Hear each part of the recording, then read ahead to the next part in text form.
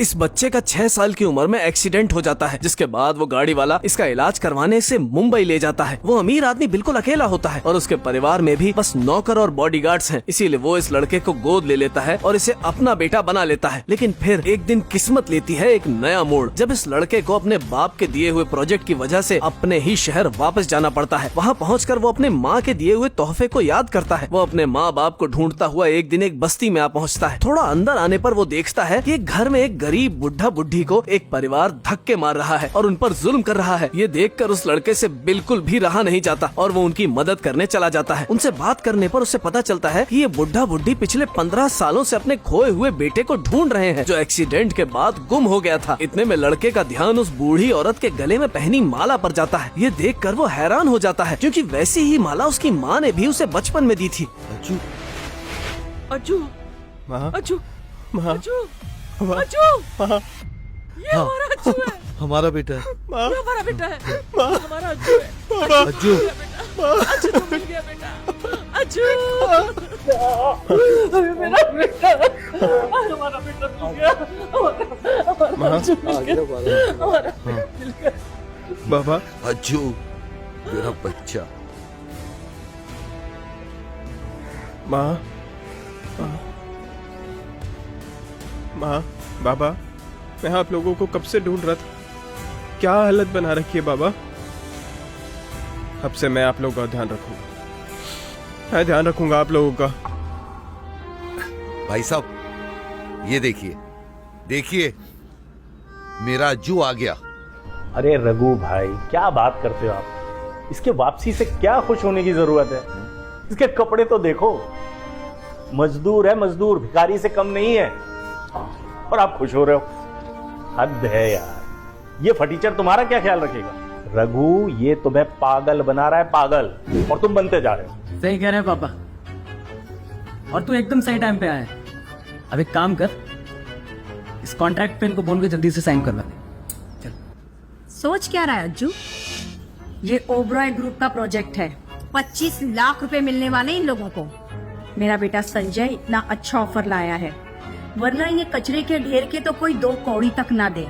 अगर इन लोगों ने साइन नहीं की ना, तो गंदी नाली के गटर के कीड़े की तरह हालत हो जाएगी इन लोगों की। आपने वाह भाई वाह, बाप तो बाप, बेटा भी बिल्कुल वैसा ही। अरे घटियापन तो इनके खून पे ही है। रघु खुद एक निकम्मा नाकारा है, और बेटा भी कोई फटीचर से कम नहीं है। 15 साल तलाश किया, 15 साल, और वापस आया तो क्या, एक मजदूर बन गया। कितनी बेइज्जती की बात। हमें अब किसी चीज की परवाह नहीं है। हमें तो बस खुशी है कि हमारा बेटा मिल गया, समझे आप।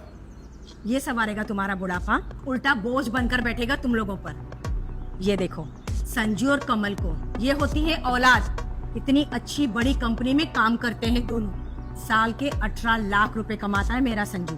अपने ही ब्रांच मैनेजर विनोद शिंदे का खास है मेरा बेटा। ये देखो, ये है मेरे बेटे की मंगेतर, मिस्टर विनोद शिंदे की सेक्रेटरी। देखा कितनी बड़ी पहुंच है मेरे बेटे की।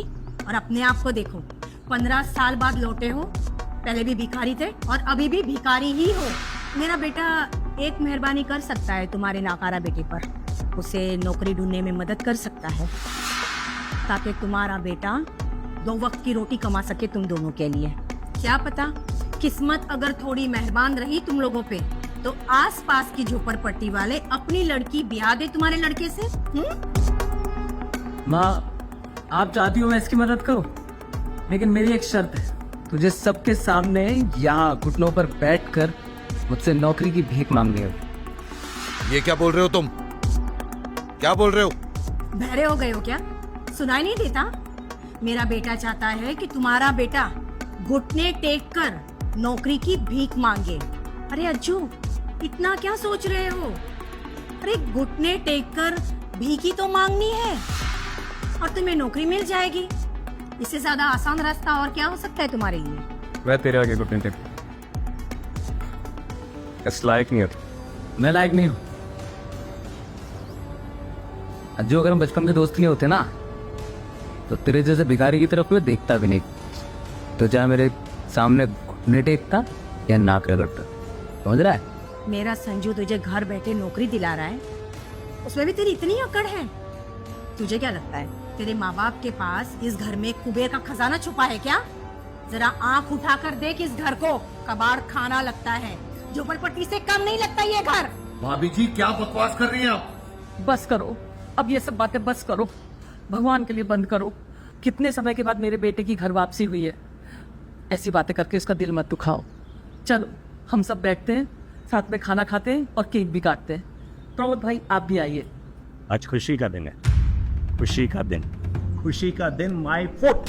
अरे अब हमारे इतने बुरे दिन आ गए हैं कि हम इस टीचर के आने की खुशी मनाएं।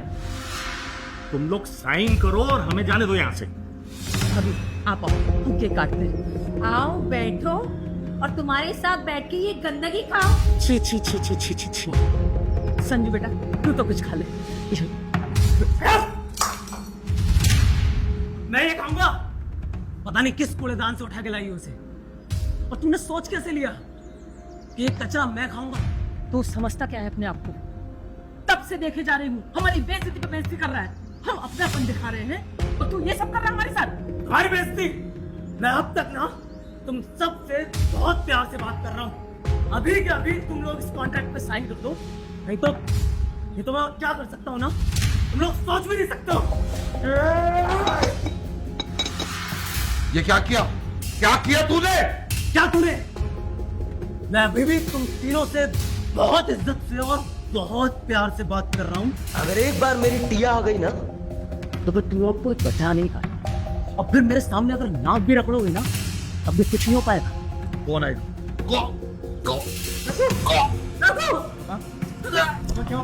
बाबा क्या हुआ?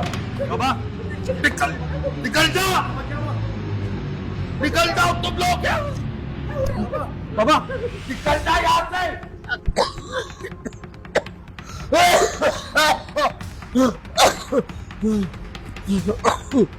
बरसों बाद हमारा परिवार एक हुआ है, तुम लोग एक घटिया बातें किए जा रहे हो यहाँ पर। संजय माफी मांग मेरे बाबा से। मैं माफी मांगू?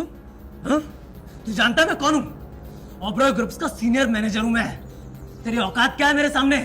तेरी हिम्मत कैसे हुई मुझसे ऊंची आवाज में बात करने की?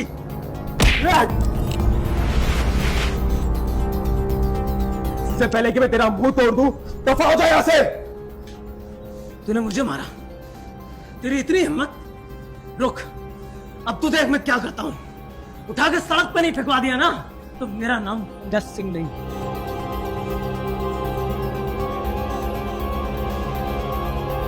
हेलो बेबी, ये लोग ऐसे कॉन्ट्रैक्ट साइन नहीं करेंगे। अब हमें प्लान बी पर आना ही पड़ेगा। और इनके बेटे ना मुझ पर हाथ उठाए हैं। जल्दी आ जाओ यहाँ पर।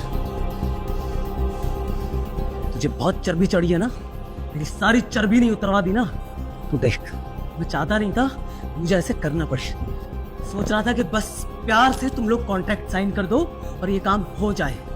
अब मिस्टर शिंदे को बुलाना ही पड़ेगा यहाँ पे। शिंदे, विनोद शिंदे, तो ये काम करना सिखाया उसने तुम लोगों को? तू है कौन? औकात क्या है तेरी? तुम मिस्टर शिंदे का नाम इतनी आसानी से कैसे ले सकता है? उसका नाम ही नहीं ले सकता, उसको यहाँ बुला भी सकता हूँ, समझे? हेलो विनोद। Yes sir. तुम जहाँ पे हो 2 मिनट में यहाँ पहुंचो, अंडरस्टैंड? Okay sir, okay.